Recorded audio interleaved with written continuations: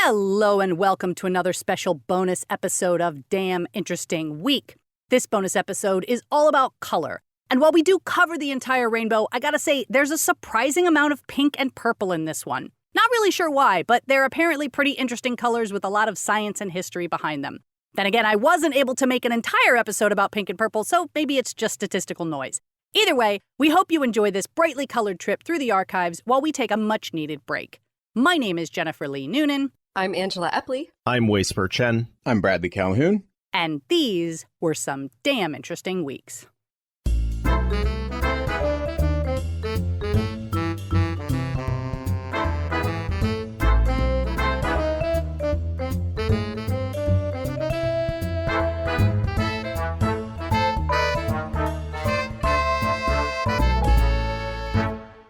First Link. All right, this next article is from Live Science, and it's called What Color is the Universe? And the author comes out swinging, quote, "Let's get this out of the way first, it's not black."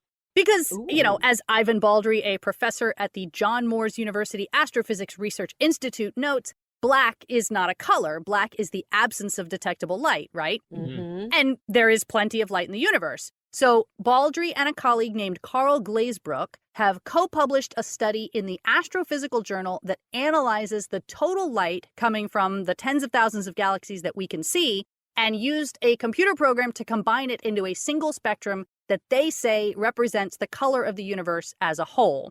And they've actually been sort of doing this on and off for like 20 years and updating the color as they went along, but we'll get into that in a little bit. They do admit that it's a little interpretive for several reasons. First, stars and galaxies emit huge amounts of electromagnetic radiation, only some of which is visible to human eyes. The waves themselves range in size from gamma rays at the shortest end through X-rays, ultraviolet light, visible light, infrared light, microwaves, and finally radio waves. So the quote-unquote color of the universe would actually be different for the many animals who can, for example, see ultraviolet light. What's more, there are actually blind spots in the spectrum of colors that humans can see, because the cones and rods in our eyes are specialized for different ranges that don't necessarily overlap. There are wavelengths in between these ranges that the average human doesn't pick up. Like, we see a combination of red and blue as purple, but that's really just our eyes telling us that both red and blue light are present at the same time. There is a color, so to speak, that is an actual wavelength in between those two that we can't see. So, again, the computer program that Baldry and Glazebrook used had to filter out the wavelengths within the visible light spectrum that we can't see in order to calculate what the universe would theoretically look like to human eyes. And the third big thing they had to account for was redshifting, which is what happens when wavelengths get stretched out over long distances. Astronomers know that when a galaxy is further away, the light from it that's reaching us is older and has been warped by the ongoing expansion of the universe.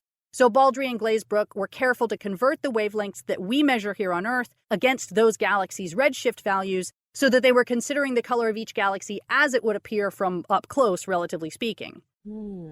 So when all that was said and done, the answer they came up with most recently was, sadly, a little boring.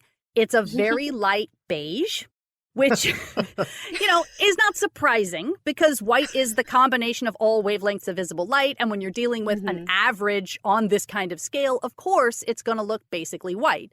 But they decided to give the color a unique name anyway, which was voted on by the research team as a whole. And the winner was Cosmic Latte. Yeah. Some other nominations included Cappuccino Cosmico, Big Bang Beige, and my personal favorite, Primordial Clam Chowder. Oh, wow. Yeah. So if you want to see the color for yourself, there's a big square of it in the article. And because, of course, everyone's monitor is going to render it differently, they also give the hex value, which is FFF8E7. And so I'm going to go ahead and confess now that I actually chose this article largely because it reminded me of an anecdote from my youth that is directly connected to these same two researchers. So, like I said, Baldry and Glazebrook have been working on this project on and off since the early 2000s, sort of refining their technique and updating the color as they went along. And I specifically remember when their very first paper came out in 2002, because at the time, our local newspaper, the Austin American-Statesman, published a piece on it. And of course, they included a little square of the color that they thought the universe was at the time, which was this kind of soft grayish turquoise. And I remember all this because I had a good friend whose mother was always sort of looking for these, like, spiritual connections to the world around her. Like, she's a wonderful lady. I love her to death. But she has this habit of cobbling together a sort of emotional symbolism out of everything she touches. And when she saw this article in the paper back in 2002, she decided on the spot that she was going to repaint her entire kitchen in this turquoise color so that she would be surrounded by the color of the universe. So she took the newspaper to Home Depot, she brought in the painters, she went through the whole thing, and then literally like a week later, Baldry and Glazebrook published an update to their paper, the first of many, as we can see from this article today, and basically said, oops, we forgot to take this mathematical thing into account. Here's the real color of the universe. And it was this nasty greenish brown color. And I remember teasing her, like, come on, I thought you wanted to be surrounded by the color of the universe. You got to repaint. So anyway, it's a good thing she didn't, because, of course, as we find out now, assuming they're really right this time, basically every apartment in the world is already painted this standard off-white color. So good for apartments for being ahead of the curve, I guess. I don't know. But her kitchen is still turquoise to this day. Is it a nice turquoise at least? Yeah, the initial color was very nice, which I think, you know, it just goes to show she was like, yeah, I want to be surrounded by the color of the universe, but also it's a nice color. Like when it was this vomit green brown, she was like, no, the universe can suck it. Like, I'm not into that. Next link. Next link. This article comes to us from BBC.com, and it's titled, How Colors Affect the Way You Think. Ooh. A few years ago, a strange trend started to sweep through prisons in Europe and North America. They began painting some of their cells pink. It became so common that in 2014, 1 in every 5 prisons and police stations in Switzerland had at least one detention cell that was painted a garish flamingo pink. All right. The decor wasn't intended as an aesthetic choice or to make millennial offenders feel more comfortable, but rather to leverage a well-known scientific study from the 1970s. That's when researcher Alexander Schoss persuaded a naval correctional facility to paint a few of its detention cells pink, theorizing from his own experiments that the color might positively influence occupants' behavior, soothing and calming their agita. The results he achieved suggested he was right. A memorandum written by the Bureau of Naval Personnel stated confines needed only 15 minutes of exposure to the pink cell for their aggressive behavior and potential for violence to abate. Tests in other detention centers appeared to back up his findings, and once they were published in 1979, the shade he used began being deployed for its mood-changing properties in jails around the world. The pink tone, officially designated P618, has become known by various names around the world where it has been used, from drunk tank pink to cool down pink. I like drunk tank pink. That's great. There's just one problem. Schoss's results have never been successfully replicated. A study at the Justizvollzugsanstalt Postschweiz in Switzerland involving 59 male inmates found that there was no difference between white and pink prison cells on prisoner aggression. Aw. Even if the apparent tranquilizing effect of drunk tank pink is in doubt, there is evidence that color can influence our behavior in some surprising ways without us realizing. For example, some colors can be used to compel us into taking action. See research comparing the number of times a hitchhiker whose vehicle had broken down was picked up by passing cars. When the stricken traveler, actually played by one of the research team, wore a red shirt, she was picked up more often than wearing other colors. Red has been shown to generate more immediate emotional responses, though perhaps this is due to what's known as the Berlin cave theory. Put simply, they found that red was always the third color term to evolve in the almost 100 languages they studied after white and black. Then again, color can also be deployed to demoralize. One of the locker rooms at the University of Iowa's football stadium was notoriously painted pink, including the urinals, in an attempt to nibble away at the visiting team's competitive spirit, based on Schoss's experiments. So they basically wanted to, like, emasculate them into pretty cowardice? Much. Yeah. Exactly how effective it was is still an open question. The statistics seem to indicate that while the pink room was in use, the Iowa Hawkeyes had a higher than average home win rate, but there could be many other reasons for that record. Experiments have also suggested that monotonous tasks like proofreading can be more effectively achieved in red offices, while creative tasks such as essay writing are better done in blue rooms. Others suggest that certain personality types, such as introverts, might be more susceptible to external influences such as the color of their surroundings. One thing that red seems to convey fairly consistently is sweetness.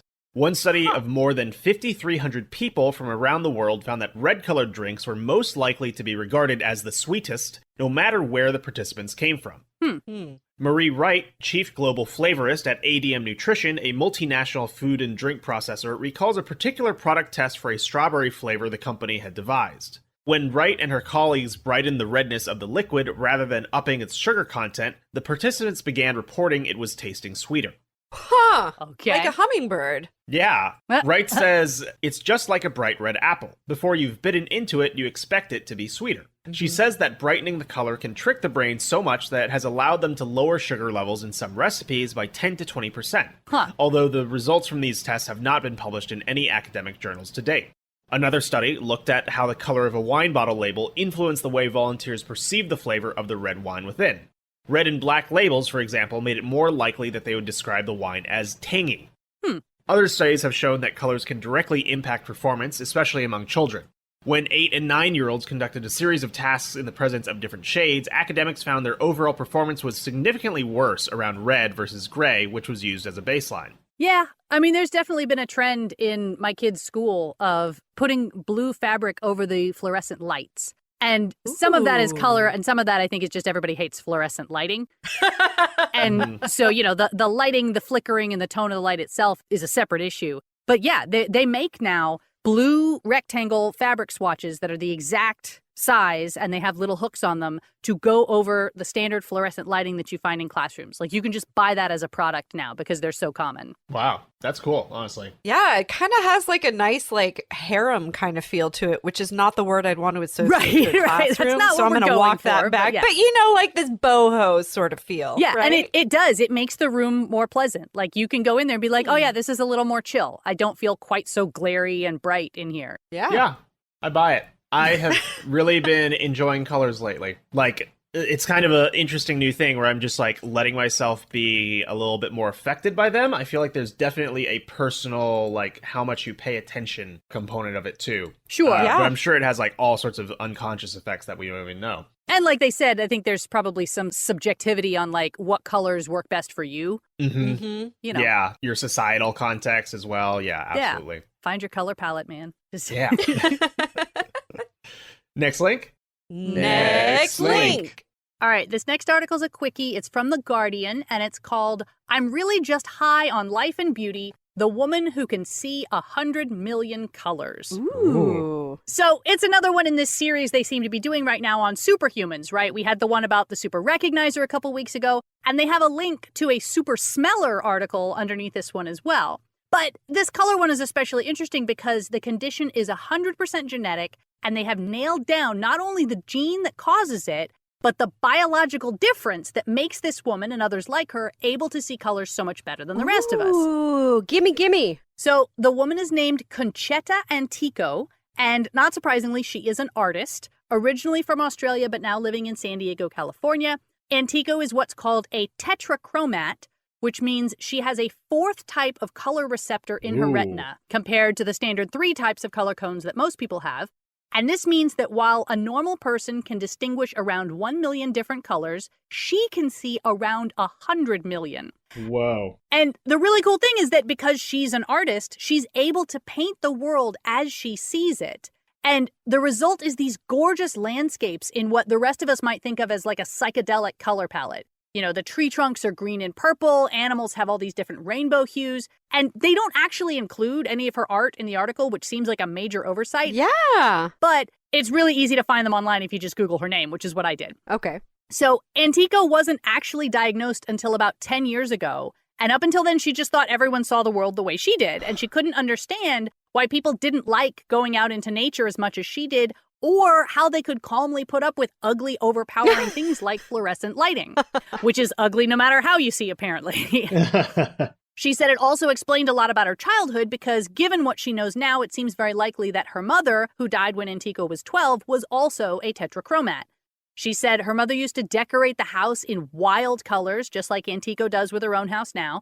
And she even did things like install red and blue lights inside their swimming pool so that it would create this shimmering violet color in the water. Ooh. Ultimately, Antico was diagnosed because one of her art students happened to be a neurologist, and they emailed her a paper about the condition thinking she might have it. She contacted the researchers and, quote, within 24 hours, I was sending my saliva up to Washington.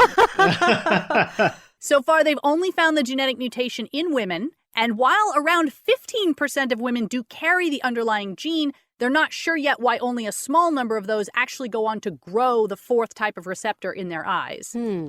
Ironically, women who carry the tetrachromat gene also have a much higher risk of having daughters who are colorblind, which Antico's own daughter is. Which has got to make for an awkward upbringing, right? Having your mother be so focused on color and you as her child can't even see the basic colors that most people see. Yeah. Antico said, I told her she was fine. She was just different and special and amazing. But she also said that she would teach her how to see color anyway, which feels like an oppressive dynamic. But who am I to judge?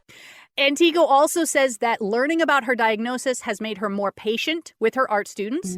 Since learning that she is truly different, she's adapted her teaching style to have students focus more on really looking at a scene before they start painting. And she says their art has become richer because of it.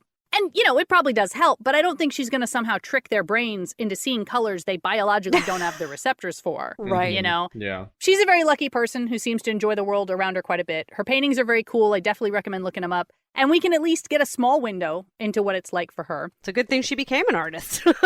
Yeah. Well, it seems like how could you become anything else? Right. If the world looks like that all the time. Exactly. And genetically, I guess it's a good thing that we're not all walking around in awe of our environment, painting it all the time, because somebody's got to collect the garbage, you know? But imagine all the colors in that garbage you can see. Like, that's true. The most gorgeous garbage.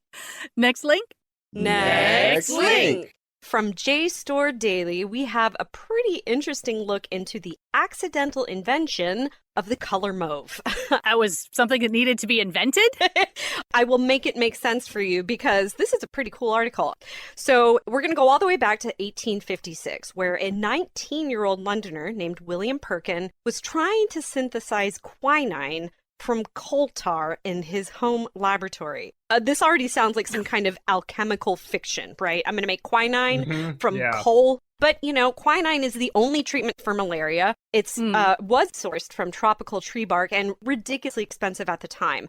But coal tar, on the other hand, was cheap. It's the pollution left over from coal gas. And typically they would just dump coal tar into the nearest river or canal. But it did have a lot of chemical potential in its amino compounds, which is why this Londoner, William Perkin, was exploring making an ersatz quinine, which he utterly failed to do. But he did figure out something else, and he invented a purple dye stuff that marked a beginning of a revolution, not just in dye, but organic chemistry. It was the birth of an industry that has since given us a whole bunch of other colors, as well as things we know as drugs, explosives, fertilizers, plastics. So purple used to be the color of nobility, royalty. Yeah. And the source of this was the Eastern Mediterranean, where only 2 mollusk species had been harvested for its production since the era of the Phoenicians. And making this dye was painstaking, super stinky, and it almost drove these gastropods to extinction, which is why they started to change the robes for cardinals to red. Oh, yeah. It was a money-saving technique. It was a cost-saving technique, exactly.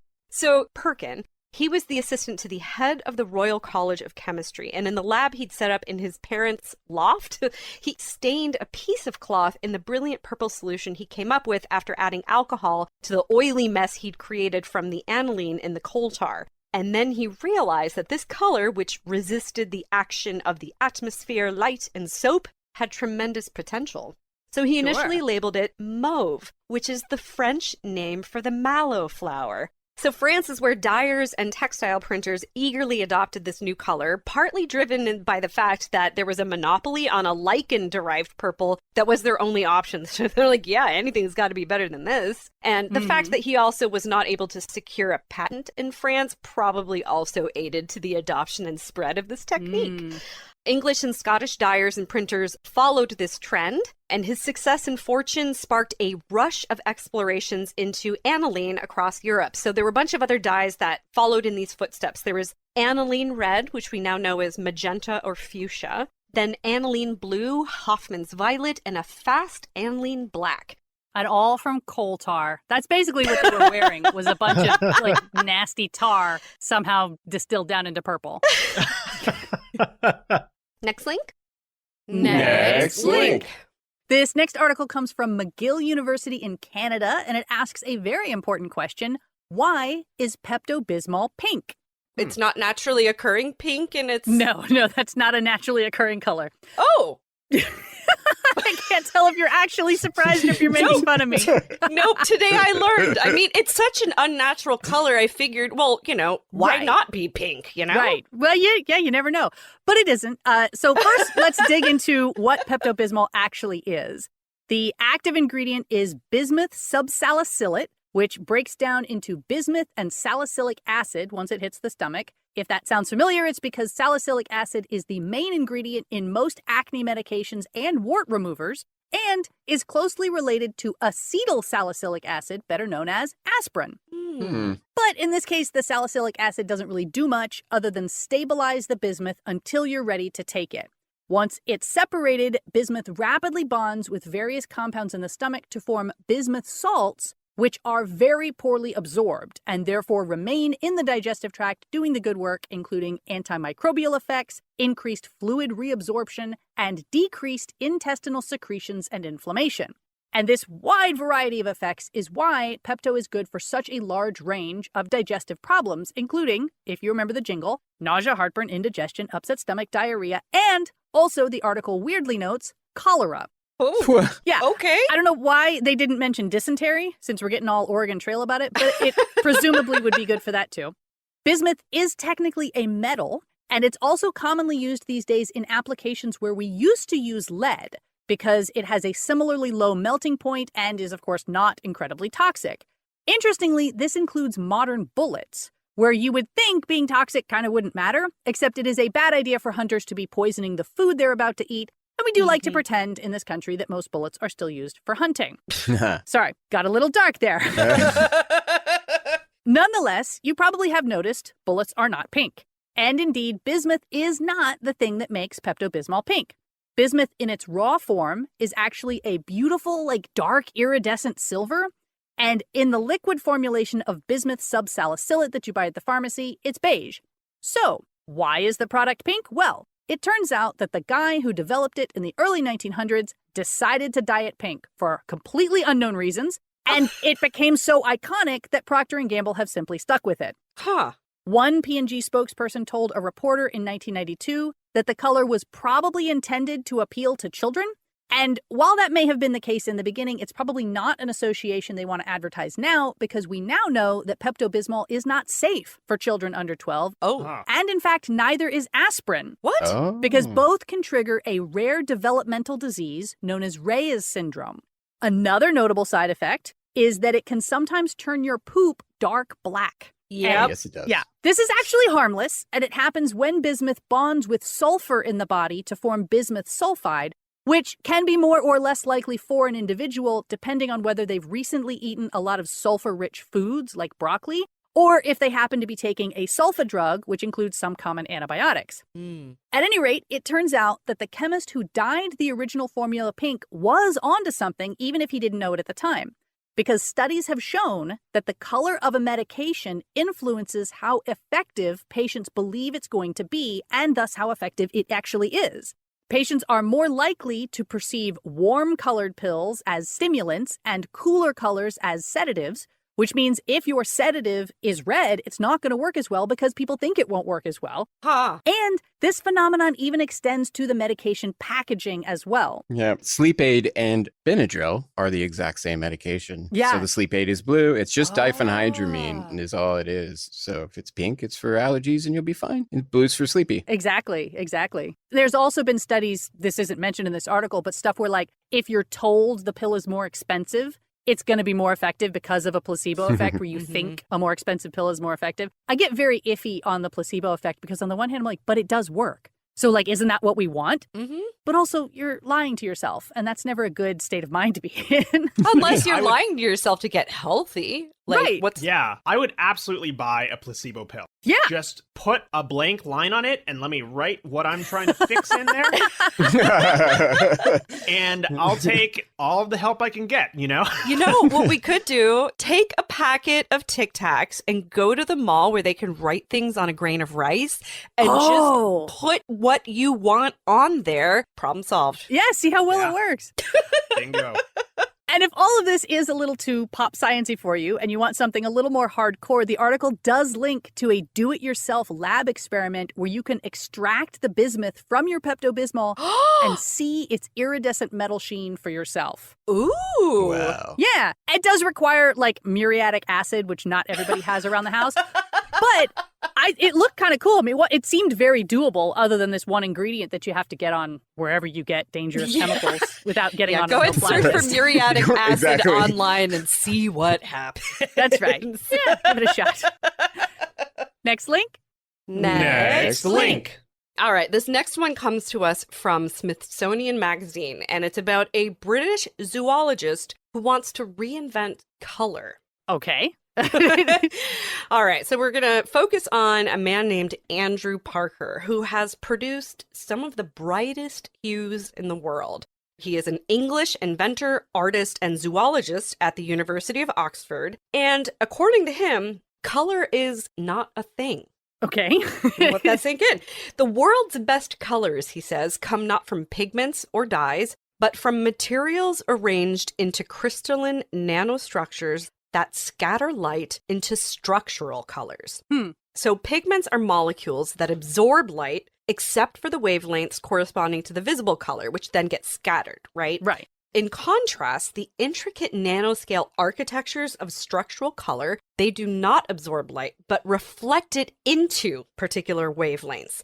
And the results are Oh. often vivid and sometimes even shimmery. Wow. In fact, peacock feathers are actually pigmented brown. And the only reason that we can see these stunning hues is because of nanostructure. And if you think about like the shiny metallic color of some insects, you get those iridescent beetles or the ones that Yeah. look like they're made out of solid or molten gold. Well, those are created by multiple layers of transparent materials organized into complex reflective patterns. Even the blues and greens of the human eye, those are structural colors. What? I know! And the interesting question is whether we can recreate these forms. So, in the early 1990s, Parker was an art student at the University of Sydney, but he spent his time behind a dive mask. He was pretty much, he just wanted to be in the water all the time. And around twilight, he would see how animals colored by pigments would kind of fade from view, but you could still see certain things like the iridescent hairs of a lobster. And he was like, what? How is this happening? Right? And underwater, he even came face to face with the importance of vision in nature. So, for example, there's something called the weedy sea dragon, and it's so cute. Google it if you haven't. It's this seahorse-like fish that waves its body like seaweed. Its morphology and behavior are dedicated to camouflage and disguise. And he started to realize this was the case with more and more of the animals that he was fascinated by. Vision, as he was coming to see, was at the heart of life. Yeah. So, casually gets his PhD in zoology, works at museums, including the Smithsonian's National Museum of Natural History in the mid-1990s, where he studied fossils from the Cambrian explosion. He encountered at that time a fossil of Wewaxia, a bizarre spiny ancestor of the mollusk. So he looked at this creature through an electron microscope and found that it had a diffraction grating on its body. And so in coming across this discovery, he realized when this creature was alive and on the ocean floor, it would have been glimmering. And then he was like, well, why did it evolve to reflect this kind of color? The answer he came up with is probably the same as today, because eyes exist. He was thinking, the iridescence was probably like a warning signal to predators. And this discovery sent him in search for the first eye in the fossil record, which he found in a trilobite around 520 million years ago. And in 1998, Parker announced his, quote, light switch hypothesis, that the evolution of vision sparked the Cambrian explosion. The eye basically caused an arms race, propelling the evolution of hard body parts like shells and bones. And the notion of this let there be light moment in the story of life wasn't really super well received by paleontologists. Sure, yeah. So he pivoted. He began inventing new technologies that mimic the natural mechanisms that fascinated him. He had a biomimetics lab at Oxford where he designed a way to make solar panels 10% more efficient by mimicking the reflector of a 45-million-year-old fly preserved in amber. He even discovered the mechanism used by beetles in the Namib Desert to extract water from fog, and then applied that technology to remove condensation in air conditioning systems. Just so many different applications here. And the nanoscale technology can be easily controlled, right? You can tweak these nanostructures to adjust brightness, hue, even the angles of reflection. And not only that, pigments are usually going to fade, but structural colors cannot. As long as the nanostructure remains intact, that color will shine on indefinitely. So this is where the research has been. Parker founded a company called Lifescaped, founded in 2015 with the support of Britain's then Prince Charles, and they've been making some pretty amazing advances. Parker has found a way to make sheets of what he calls pure structural color in large quantities, and he is guarded about the specifics, other than to say the precise mechanism is not found in nature. He says it reflects 100% of the light. It cannot get any brighter. Of course, we've patented this now, right? And according to the patent... I mean, my God, you have to. So according to the patent, pure structural color is made of extremely thin sheets of non-conductive material. The layers are stacked together and imprinted or stamped with a nanoscale pattern of rods with curved ends. From there, you can use these sheets to cover objects, as was the case in 2021 when Nike stuck sheets of this pure structural color product onto the surface of a prototype pair of blue and green Air Jordans. And they do have a link if you want to see what they look like. They just have that gorgeous multi-chrome, shimmery butterfly situation going on. So cool. How much do they cost? Is the question. Yeah, that was a prototype pair. It's kind of like a concept car where it's like, look at what we could do. But Parker has been working with the Swiss multinational company Clariant. They do chemicals. And he has found a way of mixing flakes of pure structural color into paint. Parker has already been approached by a European airline who wants to replace their pigment-based paints on a section of the body of its planes. And perhaps unsurprisingly, Parker's work in structural color has led him back into painting. Started off with an art degree, right? Yeah, and if you've got the paint sitting around and somebody needs to test them, you might as well, paint your portrait or whatever you want to do. That's right. If you got it, flaunt it. Yeah, I mean, the idea of everything being shimmery, I don't know. On the one hand, it sounds very awesome. I can see how it would cause sensory overload at some point, maybe. I mean, if these things are so bright, it's like the constant noise we have in our environments now. It's like you start to sort of tune out because your brain's like, look, it's too much all the time. Well, maybe that's because we've been evolved to default on pigment reliance, right? Because we were talking about trilobites and little creepy crawlies glittering just on the bottom of the ocean, I guess, because they had to stand out. Yeah, I wonder, maybe our capacity for more color just continues to scale in ratio with the availability of structural color. And then someday we'll be able to see UV lights and we won't have that whole like, oh, we didn't know the platypus was bright turquoise. It's basically like Lisa Frank knew where we were headed. There you go. She was a visionary. We all knew it. Next link. Next link. Okay, well, I don't know about you guys, but I have personally experienced the subject of this next article, which is called The Great Purpling. Huh. Are you okay? Well, it's talking about this phenomenon that has been happening all over the country for the last couple of years where street lights are suddenly purple instead of white. Have y'all seen any of these in your neighborhood? No. So in my neighborhood, there is an intersection that is part of some new development, which is a factor, as we'll see in a minute. But it almost looks like somebody put black lights up instead of normal white bulbs. Like it's this very eerie, very purple light. And it's really quite unpleasant to look at, partly because it just looks so wrong. You know what it's supposed to look like and it doesn't.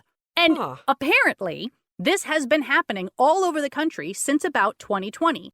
And there is an explanation that does not involve mind control rays or radiation attacks or any of the other conspiracy theories that have inevitably cropped up. Oh, good. To be fair, not everyone has gone full crazy about it. Some people also thought that it was maybe in celebration of Halloween or because their local football team wore purple. But ultimately, most people have been assuming that it was on purpose, because how else does this sort of thing happen? So the answer, it turns out, is LEDs. As you may know from your home light bulb situation, LED bulbs are more expensive at the outset, but they use much less power and last way longer than the old incandescent bulbs. And historically, for a long time, there was actually a roadblock on the development of white LEDs specifically. Because when you're talking about light, white is an additive color, meaning you have to put all the wavelengths together in order to achieve it, right? And technically speaking, you don't need all the wavelengths, but you do need some from every part of the spectrum, meaning a red LED, a green LED, and a blue LED. And we've had red and green for a long time, but the technology for those really narrow wavelengths that would create a blue LED was surprisingly hard, to the point that the guy who finally solved the problem of blue LEDs was awarded a Nobel Prize back in 2014. Holy cow. Yeah, incidentally, blue LEDs are why we have Blu-ray DVDs. But once we had blue LEDs, some manufacturers said, okay, great, let's put all three in there and sell ourselves a white LED bulb. But other manufacturers realized that blue plus yellow light could actually make an acceptable version of white light too, as in like kind of garish for your house, but good enough for street lights. And then they realized that they could even achieve the yellow part without an LED at all, but instead by coating a blue LED with a yellow phosphorus layer. And since this design requires just one LED instead of three, it's of course much cheaper to produce. And this is where the problem comes in, because municipal budgets are tight, and there are thousands, if not tens of thousands of streetlights in a given city. So if they're offered a cheaper bulb, most of them are going to take it. And over the past decade or so, the LED light business has consolidated to the point that a company called Acuity Brands now dominates the US market. So everyone's not only buying the cheap LEDs, they're buying the same cheap LEDs. And it turns out, if you don't do it right, the phosphorus layer on a blue LED is extremely sensitive to heat damage. This can happen. How have I not seen this in Texas yet? Well, Like, I know. all of the factors all are places. there. So this can happen because of other defects in the bulb that make the LED hotter than it's supposed to be. But in some cases, even the normal fluctuations of the weather can cause it to happen, meaning in some hotter climates like Texas, the bulbs are showing up purple right out of the box. And probably the reason you haven't seen it is because LED streetlights last for a really long time. And so you only see it crop up when you put in a new bulb or when you build a new neighborhood and need brand new bulbs from scratch. Unfortunately, because of that municipal budget thing, cities are also not too keen on saying, I guess we have to toss that one in the garbage and buy another one. They're all demanding refunds and replacements. And Acuity Brands has been struggling for years now to honor those warranty commitments that just keep cropping up because it turns out a bad bulb was installed back 2017 and they're just now suffering enough cumulative heat damage to turn purple. And every time they get asked about it, Acuity says, don't worry, we've isolated the problem. We're going to have all the defective ones replaced in another 4 to 6 months tops. But what I know is my neighborhood light has been purple for at least a year. So I don't think we're going to see an end to this anytime soon. I'm telling you, nobody's on the other side of that Zendesk email account. Oh, no. Nobody. No. And that's the thing. I'm like, to be blunt, I live in a neighborhood where people make their voices heard. They're going to complain if they're unhappy about something. And I know somebody's been complaining about this. And yet it's done nothing. So, Yeah, we'll be calling them the purple years. Exactly. Yeah, the article compared it to like a Prince concert. And I was like, that's a nice way to look at it. This is what woke America looks like. Our streets have gone purple, y'all. All right, well, that's going to wrap it up for this bonus episode. We hope you've enjoyed it.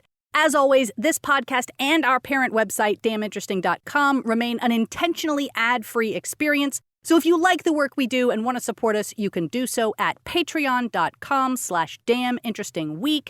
In the meantime, my name is Jennifer Lee Noonan. I'm Angela Epley. I'm Spurr-Chen. I'm Bradley Calhoun. And we hope you have a damn interesting week. Bye-bye.